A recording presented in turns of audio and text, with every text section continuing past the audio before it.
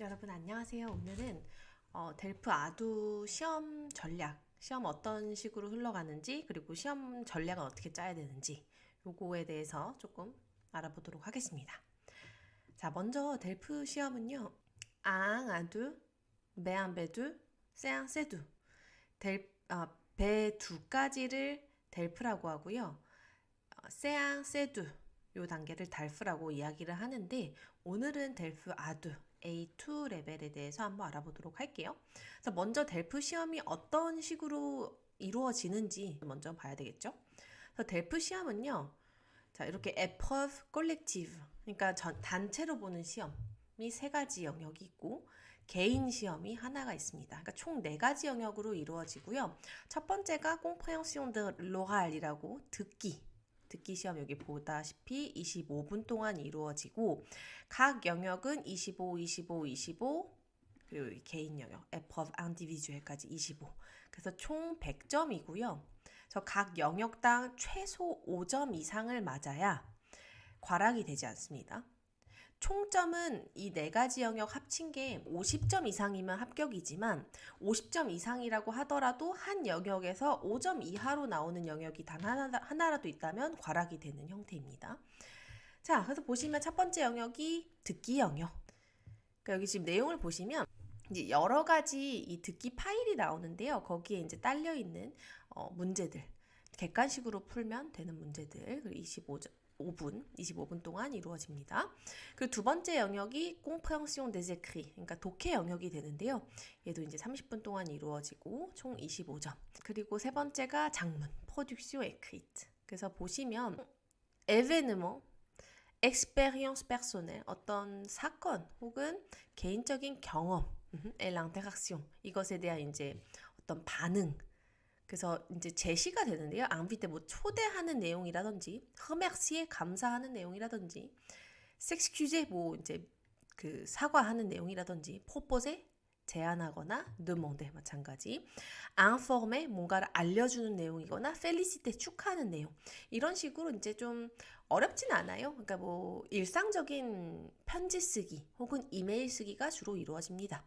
근데 이제 얘는 보통 두 가지의 글을 써야 되기 때문에 45분으로 시간이 길게 할애가 됩니다. 그래서 이 에프업 콜렉티브라는 이 단체 시험은 토요일 날 이루어지고요. 이 에프업 앙디비주엘 개인 시험이기 때문에 시험 일주일 전에 이제 수험표가 나오거든요. 거기에 이제 내 말하기 시험 그 시간대가 정해집니다. 내가 고르는 건 아니고 이제 그날 정해지는 대로 가시면 돼요. 그래서 일요일 날 이루어집니다. 아침부터 오후까지. 그래서 이 개인 시험은 말하기 시험인데요. 굉장히 짧아요. 6에서 8분이라고 되어 있죠. 6에서 8분이라는 시간이 우리가 6분에서 8분 동안 어떻게 떠들어라고 생각할 수 있지만, 막상 시험장 가면 막 이런 시간, 이렇게 그냥 좀 시간 보내다 보면 6분에서 8분 금방 가거든요. 그래서 프레파라시옹, 준비 시간은 10분이고 실제 시험은 6분에서 8분 정도 이루어진다라는 거. 마찬가지 얘도 25점 만점. 인 거고. 근데 이 오랄, 프로덕션 오랄, 이 말하기 파트는 크게 세 가지로 나눠집니다. entretien dirigé, monologue suivi, exercice en interaction. 뒤에서 일단 살펴볼 건데, 첫 번째로는 이제 그냥 일반적인 질문. 뭐 자기소개 한번 해보시겠어요? 뭐, 어떤 일 하세요? 뭐 이런 기본적인 질문 하는 거. 두 번째는 독백입니다. 어떤 주제를 주고 그거에 대한 뭐 나의 생각, 예시를 들어서 짧은 어떤 발표를 하는 거고요. 마지막은 이 롤플레잉이에요. 어떤 상황이 주어지거든요. 그 상황에 주어진 상황에서 이제 면접관이랑 어떤 역할극을 하는 그런 방식이라고 할 수 있겠습니다.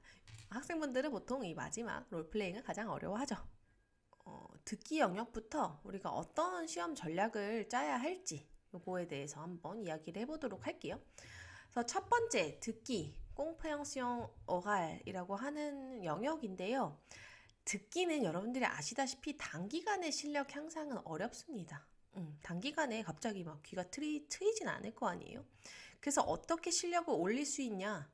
평소에 단어 암기를 당연히 하셔야겠고, 근데 아두 레벨의 단어라는 것은 뭐 정말 뭐 우리가 뉴스를 본다거나 뭐 이런 수준이 아니에요. 일상적인 거. 학교 생활, 뭐 혹은 뭐가 있을까요? 뭐 친구 생일 파티 초대 아니면 기차역에서 기차 오는 어떤 안내 방송 혹은 슈퍼마켓에서 나오는 안내 방송 이런 정도의 수준의 듣기가 나오는 거기 때문에 이 그 일상과 관련된 단어를 암기하시고 듣기 파일을 반복하라는 거는 무슨 말이냐면 우리가 이 귀를 트이게 하기 위해서 뭐 뉴스를 듣거나 혹은 뭐 프랑스 드라마를 본다거나 이러는 학생분들이 많은데 물론 도움이 안 되는 건 아니지만 우리가 델프 시험을 잘 보기 위한 거잖아요. 그리고 사실 뉴스나 드라마 정도 수준이 되려면 아두가 아니라 배두 정도 돼도 힘들어요. 그렇기 때문에 아두는 아두에 맞는 내가 이해 못하는 걸 계속 들어봐야 귀가 트이지 않거든요. 그래서 뉴스나 뭐 드라마 이런 것들이 아니라 우리가 델프 예제를 듣게 될 텐데 그 듣기 파일을 같은 거 여기 나오죠. 델프 예제 스프로더 오디오 파일을 따라할 수 있을 정도로 반복해서 듣고 따라하는 겁니다. 아두 정도 레벨까지는 천천히 나오는 편이에요. 그렇기 때문에 뉴스나 드라마 같은 거는 듣는 청자를 고려하지 않고 원어민이 빨리 얘기를 하기 때문에 추천드리지 않고 예제 스프로터 오디오 파일 같은 것을 한 가지를 계속 반복하고 스크립트를 보고 계속 따라하는 거예요. 그래서 새로운 듣기 자료를 다양하게 보는 것보다 같은 듣기 파일을 여러 번 반복하는 게 더 중요합니다. 이걸 내가 계속 심지어 외워서 따라할 수 있을 정도로 반복을 하다 보면 거기에 나오는 단어들도 외우게 되죠. 다음번에 똑같은 표현 나왔을 때 귀에 꽂힙니다. 그래서 아두 정도 레벨에서는 어떤 새로운 듣기 파일을 본다라기보다는 내가 들었던 파일을 계속해서 반복하는 것이 가장 중요하다라고 할 수 있겠습니다. 그리고 이제 시험장에서 오디오 파일 듣기 전에 문제를 빠르게 먼저 읽고요. 내용을 유추해 보는 게 듣기 내용이 더 잘 들릴 수 있는 어떤 한 방법이 될 수 있기 때문에 문제를 반드시 읽어보시고 들으셔야 돼요. 그리고 어차피 이 듣기가 문제 순서대로 진행이 되거든요. 그렇기 때문에 문제를 읽어보는 것은 정말 큰 도움이 됩니다. 자, 독해. 독해는 보통 어떤 식으로 나오냐? 이렇게 exercice and trois 보통 trois, quatre 3개, 4개 정도의 엑작시스가 나오고 그 안에 이제 작은 지문은 뭐 한두 개씩 더 나올 수가 있는데 보통 방식은 어떤 식이냐면 요런 식으로 첫 번째 지문에서는 도큐먼, 이 서류 안내문이 지금 6개가 나오죠. 여기도 지금 안내문이 6개가 있어요. 그래서 이 지금 조건에 맞는 거를 체크하는 문제들이 나와요. 그래서 최종적으로 어떤 도큐먼을 선택해야 될까? 요런 그 문제가 많이 나오는데요. 얘는 그냥 읽고 그대로 따라가면 돼요. 그래서 뭐 지금 보시면 이거 조그만 거 하나당 1.5점 정도 되거든요. 그래서 얘는 총점이 6점으로 어려운 편에 속하는 지문은 아닙니다. 이게 총점이 6점이니까 뭐 여기서 한두 개 틀려도 뭐 크게 문제가 되지 않잖아요. 그죠? 그래서 이런 식의 형태로 하나 나오는 지문들이 있는 편이고 그 두 번째로는 이렇게 편지글이 자주 나옵니다. 편지글이 이렇게 있고 문제 한 3, 4개 혹은 4, 5개 정도 객관식으로 문제가 나오죠. 참고로 이제 델프 시험은 신유형 이제 새로 나오는 문제에서는 주관식이 사라졌기 때문에 점수를 이제 받기에 좀 더 예전보다 편해진 면이 있죠. 그래서 이렇게 우리 뭐 일반적으로 뭐 토익도 마찬가지죠. 이런 식으로 지문이 있고 문제 푸는 거. 그래서 항상 모든 아까 듣기도 마찬가지이지만 독해도 이렇게 문제를 한번 먼저 읽고 풀어주시면 더 수월하게 문제 풀 수가 있습니다. 근데 독해 같은 경우에는 뭐 단어가 어려운 것도 아니고 단어 어휘력만 좀 보장이 된다면 독해 시험은 25점에서 막 진짜 20점 넘는 학생들도 많거든요. 그러니까 한국인 학생들이 가장 점수가 많이 나오는 부분이 독해이기 때문에 여러분들 독해선 점수를 가져가시는 게 왜냐면 듣기 점수가 안 나올 거거든요. 듣기 점수를 만회하기 위해서 독해 시험에다 좀 더 투자를 하는 게 듣기는 사실 같은 파일 계속 들으면 되는 거고 듣기는 시험 점수를 그렇게 높게 기대하지는 않으시는 게 좋습니다. 그래서 독해에서 많이 가져가는 전략으로 그리고 아까 말씀드렸다시피 여기서는 지금 편지글이 나왔는데 또 많이 나오는 형식이 안내문, 안내문, 지시문, 어떤 벽보라든지 그죠? 이런 것들이 나오는 경우들이 있습니다. 그리고 조금 가장 어려운 지문이라고 한다면 기사 형식의 좀 쉬운 내용의 기사이지만 기사 형식의 글들도 나옵니다. 자, 그래서 아까도 말씀드렸다시피 독해에서는 단어 암기가 필수죠. 그리고 항상 거의 비슷한 주제가 많이 나옵니다. 그래서 이 예제에서 나온 단어나 표현은 나만의 단어장을 만들어서 그것을 반드시 외워주셔야 다음번 예제를 풀어도 똑같은 단어들이, 똑같은 표현들이 굉장히 많이 나오거든요. 그래서 단어장을 반드시 만드시길 바랍니다. 이 단어장에는 아까 듣기 스크립트에서 나왔던 몰랐던 단어 표현도 같이 정리해 주시면 좋겠죠. 장문, 포듀ction 에크릿에서는 뭐가 나오냐? 보통 두 개를 장문하게 하는데요. 일기를 쓰거나 편지를 쓰거나 이메일을 쓰는 경우가 많이 나옵니다. 혹은 뭐 어떤 인터넷 사이트에 뭐 내 의견을 게시한다거나 뭐 이런 정도의 수준의 장문을 하면 되는 거고요. 그리고 중요한 거는 문제에서 요구하는 조건을 모두 써야 된다. 이게 무슨 말이냐면 자, 우리 요거를 한번 간단하게 볼게요.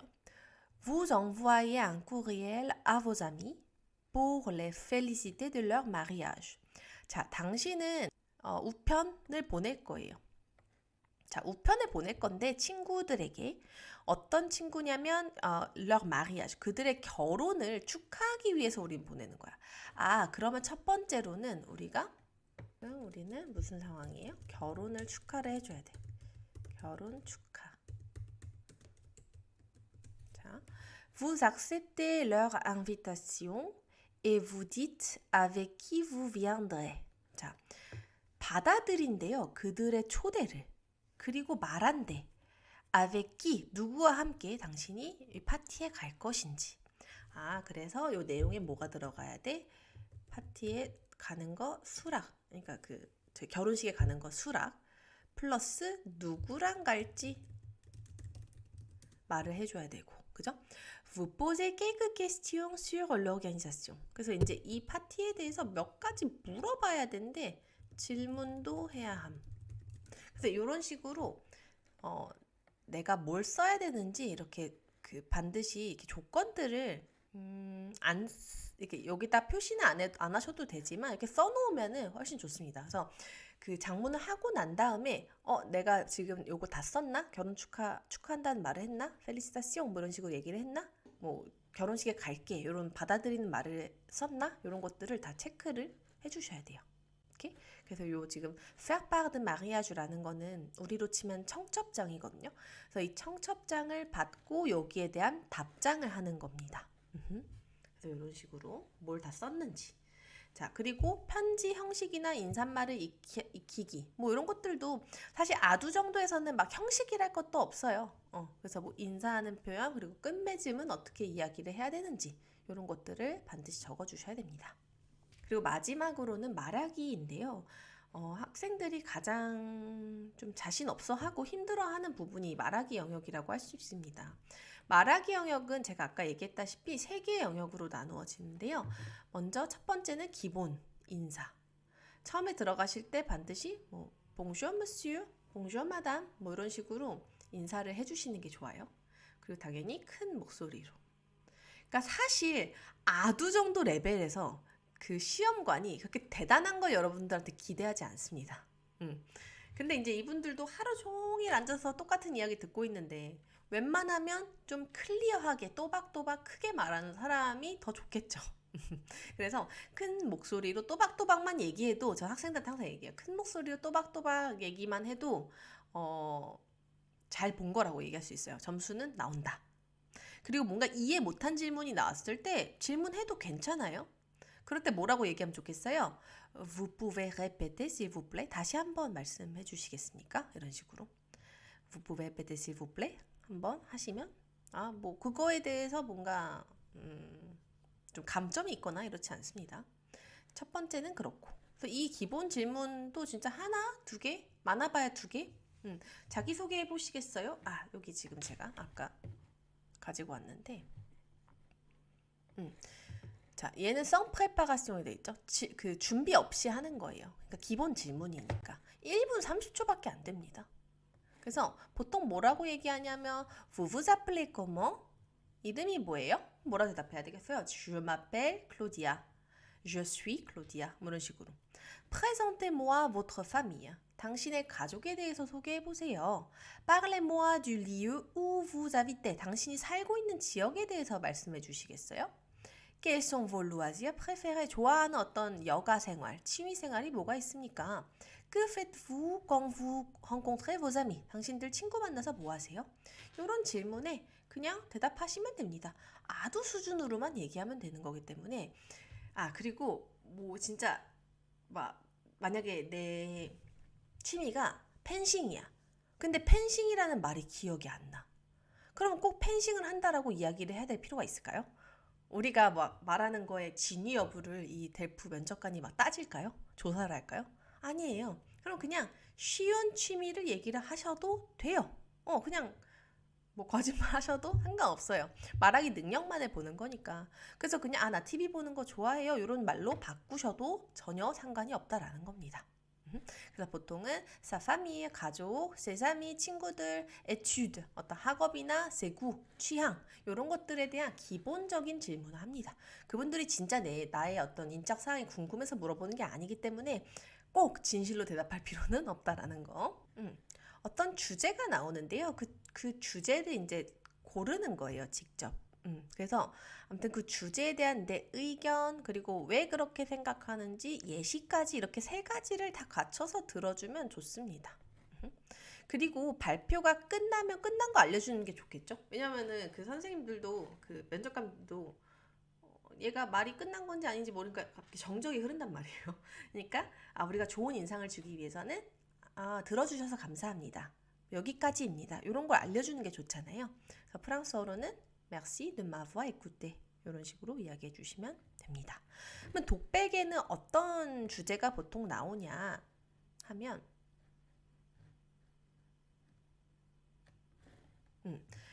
지금 이렇게 조그맣게 있잖아요. 얘는 뭐냐면 우리가 준비실에 들어가거든요. 그 말하기 하는 날 준비 시간을 10분을 주는데 앞에 이제 그 책상 위에 종이들이 엎어져 있어요. 그 중에 2개를 고릅니다. 그래서 2개를 골라서 그 2개 중에 하나를 골라서 제가 하는 거예요. 그래서 딱 10분이면 굉장히 짧은 시간이죠. 그러니까 우리가 어쨌든 뭔가를 좀 노트 테이킹을 좀 해놔야지 가서 조금 마음이 안 불안하잖아요. 그래서 최대한 빨리 뽑고 자 만약에 이 2개가 나왔어. 로주먼 메르 오몽탄 보고 그냥 바로 선택하는 거예요. 나는 뭔가 로주몽이라는 단어 모르겠어. 그러면 얘로 바로 골라. 그리고 읽어보는 거예요. 그래서 보통 어떤 식으로 나오냐면 수지앙을 한번 볼까요? 우아비테부 어디 사세요? 네크이베 보토 로주몽 당신의 거주 당신 사는 그 주거를 네크이베 묘사해 보십시오. 디트 스크부제메 당신이 뭘 좋아하는지 이야기하시고 에 스크부 네메빠 뭘 좋아하지 않는지 dans votre quartier 당신의 지역에 있어서 당신이 사는 곳이 뭐가 좋고 뭐가 안 좋은지를 설명하래.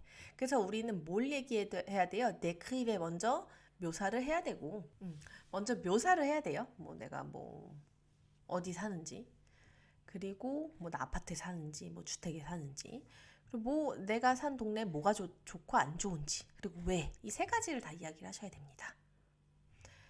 그래서 이런 식으로 어렵지는 않지만 얘도 2분 남짓 하는 거기 때문에 저는 서울에 삽니다. 서울 어디에 삽니다. 저는 아파트에 살아요. 저는 우리 동네에 슈퍼마켓이 많아서 좋고 싫은 거는 소음이 있어서 싫습니다. 이런 식으로 쓰시면 되는데 소음 이런 말을 모르겠어. 그러면 더 쉬운 이유를 택하셔가지고 하시면 됩니다. 자 밑에 것도 볼까요? 메르 몽타뉴 바다냐 산이냐 보통 뭐 더 좋아하냐 이런 의미일 것 같아요. 그냥 딱 제목만 보면 보통 어떤 거를 얘기해야 될지 감이 오죠. Où préférez-vous aller en vacances? 휴가 때 어디를 더 가고 싶으세요? À la mer ou à la montagne? 바다예요, 산이에요? 왜요? Racontez vos dernières vacances dans l'un des deux endroits. 자, 그리고 마지막 뭘 얘기해야 되냐면 당신의 지난 바캉스에 대해서 얘기하래. 이 두 가지 중 한 곳에. 그러면 뭔가 그냥 나는 바다가 얘기할 게 더 많을 것 같아. 그러면 바다를 선택하세요. 내가 실제로 산을 좋아하더라도. 나는 바다에 가는 거 좋아해. 왜냐하면 뭐 예쁘기 때문이야. 그리고 내가 진짜로 바다에 안 갔어. 그래도 나 저번에 속초 바다에 갔는데 너무 좋더라. 가족들이랑 좋은 시간 보냈어. 이런 식으로 거짓말로 지어내셔도 상관이 없습니다. 이렇게. 그래서 이런 식으로 이루어지고요. 자, 마지막으로 말하기에서 가장 어려운 부분이 상황극이라고 했죠. 그래서 이거는 모두에게 힘듭니다. 여러분뿐만 아니라 모두에게 힘들어요. 그러니까 진짜 망했다 이런 생각 하지 마시고 면접관 질문에 당황하지 말고 최대한 쉬운 말로 내가 모르는 단어 내가 한국어로 사고하는 건 성인인데 프랑스어로 할 수 있는 거는 애기야. 그러니까 애기들이 모르는 단어를 나는 한국어로는 알고 있잖아요. 그거를 반드시 프랑스어 단어로 얘기하려고 하지 마시고요. 최대한 쉬운 표현으로 쓰시면 됩니다. 자, 그래서 보통 상황극에는 뭐가 나오냐면 여기 나오죠. 3, 4분 정도예요. 여기서 시간을 많이 뺏깁니다. 얘도 마찬가지 두 개 중에 하나 고르는 거거든요. 최대한 빨리 고르세요. 그래서 recherche de logement 이거 집 찾는 거잖아. 뭔가 집 찾는 게 좀 어려울 것 같아. 그러면 넘어가. 다른 걸로 하는 거예요. ordinateur 컴퓨터인데 한번 볼까요? Vous habitez en France et vous voulez acheter un ordinateur. 당신은 지금 프랑스에 살고 있고 컴퓨터 한 대 사고 싶대요. Vous demandez des renseignements dans un magasin sur le prix, la taille, la qualité. 자, demander 이제 물어보는 건데 renseignement 정보를 물어본데 dans un magasin 그 지금 컴퓨터 파는 상점에서 물어보는 거예요. 무엇에 관해서? prix 가격, taille 사이즈, la qualité 어떤 퀄리티 질에 대해서 물어보는 거예요. 그럼 면접관은 vendeur 판매원 역할을 하겠죠. 제가 생각했을 때는 이런 게 쉬울 것 같아. 왜냐하면 뭐 쇼핑하는 거 이거 얼마예요? 이거 뭐 크기가 어떻게 돼요? 뭐 저는 뭐 요 작은 사이즈를 원해요? 큰 사이즈를 원해요? 이런 식으로 얘기할 수 있잖아요. 그러니까 오히려 이런 것들은 좀 쉬울 것 같다. 그래서 쉽다고 생각하는 것들을 고르시면 됩니다. 근데 면접관이 일부러 당황하게 하려고 좀 이렇게 질문에 꼬리를 물고 그러는데요. 너무 당황하지 마세요. 그냥 어차피 아두 수준의 말하기를 기대하는 거기 때문에 큰 소리로 말만 끝까지 잘한다면 이야기를 하기만 한다면 아두 시험에서는 말하기는 그렇게 어려운 영역은 아닙니다. 그래서 이 세 가지 영역. 요게 끝나는데 사실 뭐 10분이 안 걸리니까 이게 되게 많은 걸 하는 것 같지만 이러다 보면 그냥 끝나요. 그렇기 때문에 너무 걱정하지 마시고 시험 보시면 될 것 같아요. 자, 제가 말씀드렸다시피 준비 시간이 10분으로 매우 짧아요. 그렇기 때문에 주제를 최대한 빨리 선택하십시오. 주제를 최대한 빨리 정해서 그 어떤 플랜을 짜서 할지 노트 테이킹 할 수 있거든요. 그걸 심지어 가서 읽을 수 있어요. 그치만 대놓고 줄줄 읽지는 마세요. 그냥 느낌 알잖아요. 이렇게 곁눈질로 살짝씩 보면서 대화하듯이 대놓고 읽지 말 것. 왜냐하면 말하기 시험 보는 거지 우리가 암송 능력을 보는 게 아니잖아요. 그죠? 아까 말씀드렸다시피 내가 하는 모든 말이 사실일 필요는 없습니다. 거짓말해도 뭐 안 잡아가요. 말하기 능력을 테스트하는 것이기 때문에 너무 막 나 이 말을 꼭 하고 싶은데 만약에 기억이 안 나면 그냥 그 얘기 말고 다른 거 하셔야죠. 그래서 그렇다라는 거. 그래서 델프 시험은 이렇게 아까 말씀드렸다시피 4가지 영역이고 각 영역에서 최소 5점은 받아야 되고 이 총점이 100점 만점에 50점이 넘어야 된다라는 거. 그래서 예제들은 무료 예제들이 그 알리앙스 프랑세즈 그 사이트에 있거든요. 제가 링크로 남겨드릴 테니까 그 예제 한 뭐 2개 아마 들어있을 거예요. 그걸 풀어보시고요. 나중에 제가 기회가 되면 이 독해 같은 것들은 풀이를 같이 한번 해보는 영상도 한번 업로드를 해보도록 하겠습니다. 그래서 오늘 영상이 도움이 되셨다면 뭐 구독, 좋아요 눌러주시고 질문이 있으시면 댓글이나 혹은 제 더보기란에 제 그 정보가 있으니까 제 블로그 같은 데 방문하셔서 뭐 하셔도 되고 아니면 이메일 보내주셔도 됩니다. 그래서 오늘은 여기까지. Au revoir.